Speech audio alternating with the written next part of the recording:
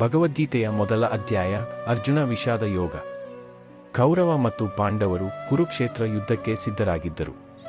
ಈ ಸಂದರ್ಭದಲ್ಲಿ ಧೃತರಾಷ್ಟ್ರನು ತನ್ನ ಸಚಿವ ಸಂಜಯನನ್ನು ಕೇಳುತ್ತಾನೆ, ಧರ್ಮಕ್ಷೇತ್ರದಲ್ಲಿ ಕುರುಕ್ಷೇತ್ರದಲ್ಲಿ ನನ್ನ ಪುತ್ರರು ಮತ್ತು ಪಾಂಡವರು ಏನು ಮಾಡುತ್ತಿದ್ದಾರೆ?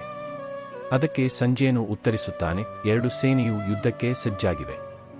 ದುರ್ಯೋಧನನು ತನ್ನ ಗುರು ದ್ರೋಣಾಚಾರ್ಯರ ಬಳಿಗೆ ಹೋಗಿ ಪಾಂಡವ ಸೇನೆಯ ವೀಕ್ಷಣೆ ಮಾಡಿ ವಿವಿಧ ಮಹಾಯೋಧರನ್ನು ವಿವರಿಸುತ್ತಾನೆ. ಯುಧಿಷ್ಠಿರ, ಭೀಮ, ಅರ್ಜುನ, ಸಹದೇವ, ನಕುಲ ಮತ್ತು ಇತರರು.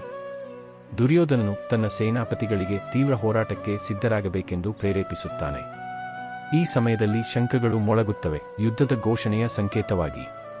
ಅರ್ಜುನನು ತನ್ನ ಸಾರಥಿಯಾದ ಶ್ರೀಕೃಷ್ಣನನ್ನು ಕೇಳುತ್ತಾನೆ, ಕೃಷ್ಣ, ನನ್ನ ರಥವನ್ನು ಇಬ್ಬರು ಸೇನೆಗಳ ಮಧ್ಯೆ ನಿಲ್ಲಿಸು.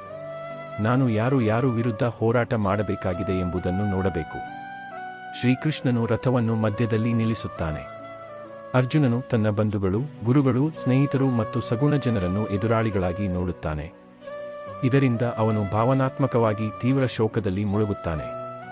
ಅರ್ಜುನನು ತನ್ನ ಧನುಸ್ಸನ್ನು ಇಳಿಸುತ್ತಾನೆ ಮತ್ತು ಹೇಳುತ್ತಾನೆ, ಈ ಯುದ್ಧದಲ್ಲಿ ನಾನು ನನ್ನ ಬಂಧುಗಳನ್ನು ಕೊಲ್ಲಲು ಸಿದ್ಧನಲ್ಲ. ನಾನು ಗತಿಯಿಲ್ಲದೆ ಕುಳಿತಿದ್ದೇನೆ.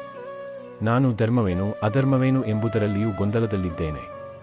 ಇದೇ ಮೊದಲ ಅಧ್ಯಾಯದ ಅಂತ್ಯ. ಇದು ಅರ್ಜುನನ ಆಂತರಿಕ ಸಂಕಟವನ್ನು ಮತ್ತು ಯುದ್ಧದ ಮಹತ್ವವನ್ನು ಒತ್ತಿ ಹೇಳುತ್ತದೆ. ಮುಂದಿನ ಅಧ್ಯಾಯಗಳಲ್ಲಿ ಶ್ರೀಕೃಷ್ಣನು ಧರ್ಮ, ಕರ್ತವ್ಯ ಮತ್ತು ಆತ್ಮಜ್ಞಾನ ಕುರಿತು ಉಪದೇಶಿಸುತ್ತಾನೆ.